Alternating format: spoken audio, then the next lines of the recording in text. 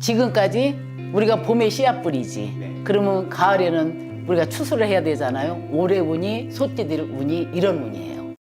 안녕하세요. 혜원이에요. 반갑습니다, 선생님. 네.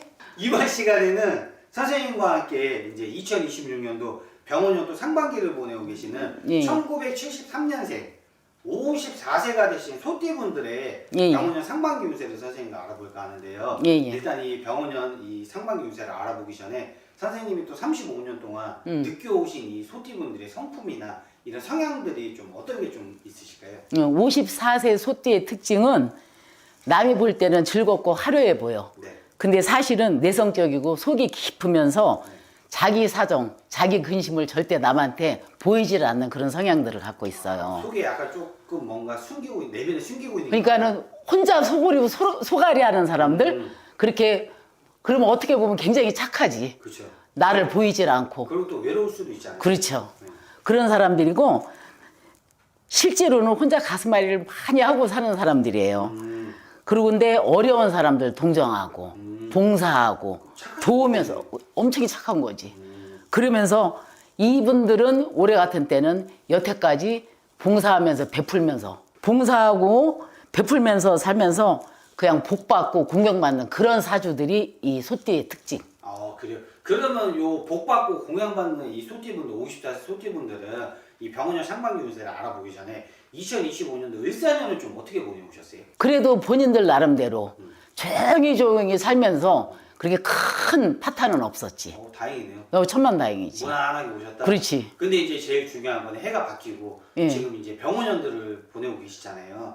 그러면은 이 54세 소띠분들 중에 직장 다니시는 분들은 좀 이 상반기 운세가 어떤 변화 변동들이 들어와 계시죠? 지금까지 우리가 봄에 씨앗 뿌리지. 네. 그러면 가을에는 우리가 추수를 해야 되잖아요. 올해 운이, 소띠들 운이 이런 운이에요.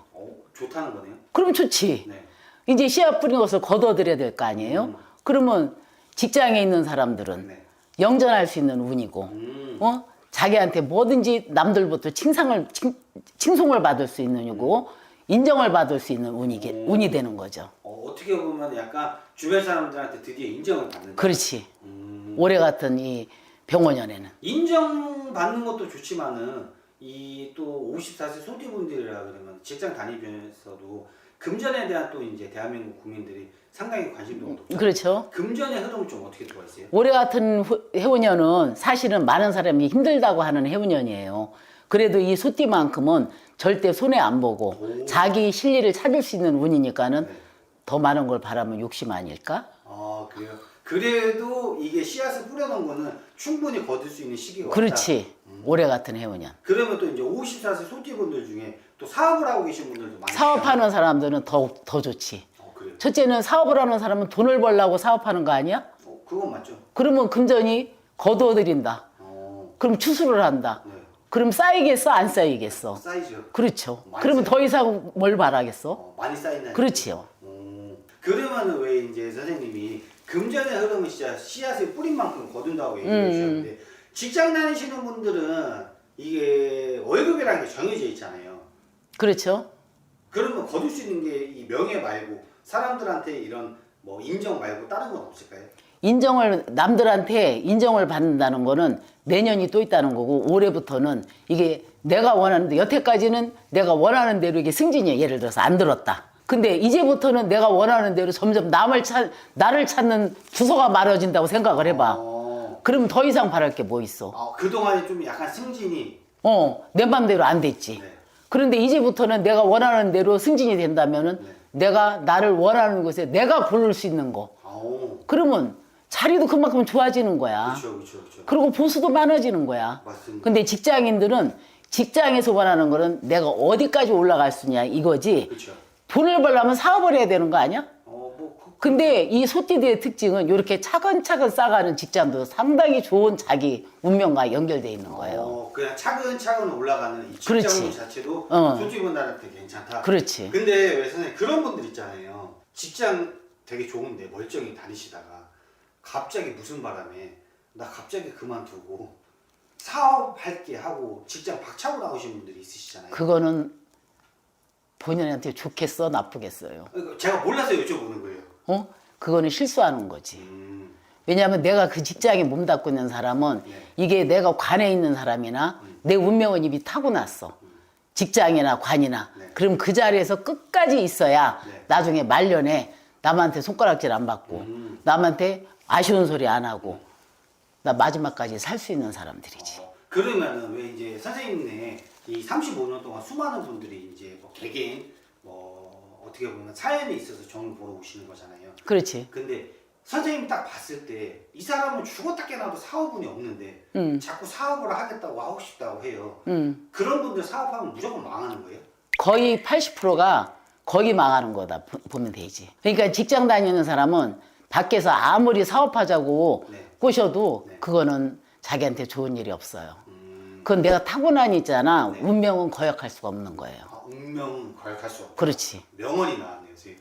아니 이 사람이 관에 있는 사람들 네. 이 우리가 공무원들 보잖아. 네. 공무원들은 타고나야 공무원을 하지. 내가 관에 사주가 없으면 네. 절대 하고 싶어도 구급 공무원도 될 수가 없어.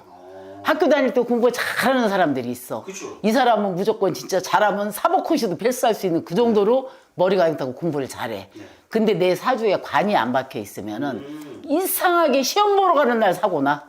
진짜요? 그럼 어떻게 되겠어?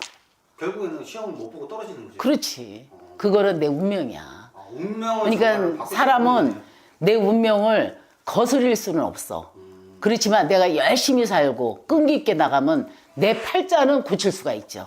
운명은 바꿀 수는 없지만 팔자는 고칠 수가 있지. 그러면 선생님 왜 이제 뭐 선생님이 지금 수십 년의 세월을 또 보내오셨고 예. 이 길을 오래 가셨지만은 왜 저희가 그런 얘기들 듣잖아요. 인생 살다 보면은 평생에 3번의 기회는 온다. 이 3번의 기회는 정말 누구한테나 올 수 있는 거예요? 내가 오늘 정말 하고 싶은 얘기 한마디 할게요. 네. 이 인간은 3번의 기회가 아니라 10번의 기회도 올 수가 있어. 그런데 게으르고 네. 허튼 짓을 하는 사람한테는 그 기회가 오는 거를 자기가 잡을 수가 없어요. 허튼 짓 하는 사람. 그러니까 꼭 신과 조상이 있고 이 우주 안에서는 내가 노력하는 사람은 아무리 사주가 나빠. 네. 내가 거지 사주야. 평생을 나 어디 가서 물어봐도 거지 사주야. 그렇지만 이 사람이 나는 거지가 될 수가 없어 하고 열심히 막노동이라도 한다면 그 사람은 전세라도 살 수가 있거든요. 그러면 내가 나를 안다면은 네. 내가 개척을 해야 되는 거 아니야? 그렇죠, 맞습니다. 근데 노력을 안 하는 사람한테 어떻게 기회가 온다면은 네. 그거는 말이 안 되는 소리 아니에요? 맞습니다. 나는 항상 그렇게 얘기를 해요. 네. 그러니까 노력하고 살면은 아무리 나쁜 운에도 기회는 오고 네. 나를 보고 야 이게 이 사회생활을 하다 보면 눈이 많아. 그럼 내 직장에 있어. 근데 내가 열심히 직장을 하려면 거기 대표가 어느 날 눈에 띄는 거야. 그렇죠. 그럼 자기 옆에서 울음팔이 되게끔 할 수 있는 거야. 그러니까 나는 노력하는 거는 누구도 말릴 수가 없고 네. 게으른 사람은 옛날에 밥도 먹지 말라고 그랬어. 그거는 진짜 진리예요. 네. 좋은 말씀 너무 감사하고 그러면 이 54세 소띠분들이 어떻게 보면 이제 상반기 운세가 그래도 좋게 들어와주시잖아요. 그렇죠. 혹시나 그래도 이 병원이 상반기를 보내시면서 조금 조심해야 되거나 주의해야 될 점이 있을까요? 내가 오늘 일어났어. 네. 일어났는데 기분이 상당히 나빠. 그런 날은 어떻게 해야 돼? 차도 운전을 하지 말아야 되는 게 정상 아니야? 그러면 이 소띠들의 특징이 네. 자기 직성도 있어요. 그러면 굉장히 끈기 있거든. 네. 그리고 자기 이 자가 굉장히 강해 속으로는. 네. 근데 남한테 얘기를 안 하는 것뿐이야. 그쵸. 그러니까 속으로는 참 겉으로 볼 땐 순한 것 같아도 자기 속에서 어떤 욕망이 없는 사람들은 인간이 아니잖아.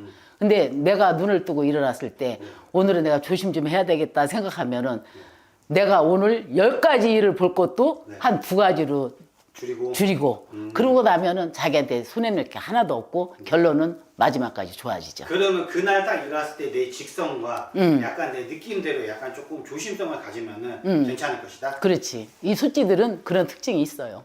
왜 근데 직감 얘기를 해주셔가지고 마지막으로 좀 여쭤보고 싶은 게 왜 선생님도 되게 특이하게 이제 이 신령님 모시게 됐잖아요. 근데 왜 촉이 좋은 거랑 뭐 진짜 뭐 직감이 좋으신 분들은 나 이러다가 진짜 약간 이런 길로 가야 되는 거 아니야?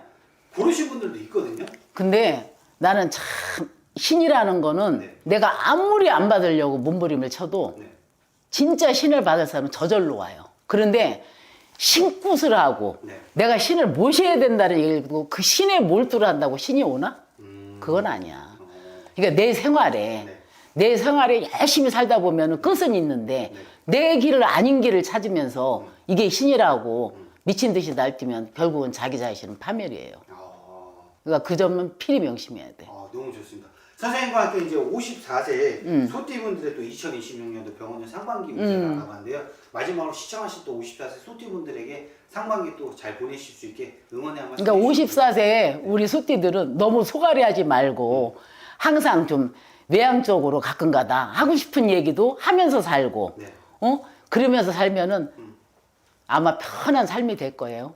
속에다 너무 소갈이하지 말고 내가 진짜 이건 어찌 해야 될 때고 혼자 고민하지 말고 이 사람들은 인간을 별로 안 믿어.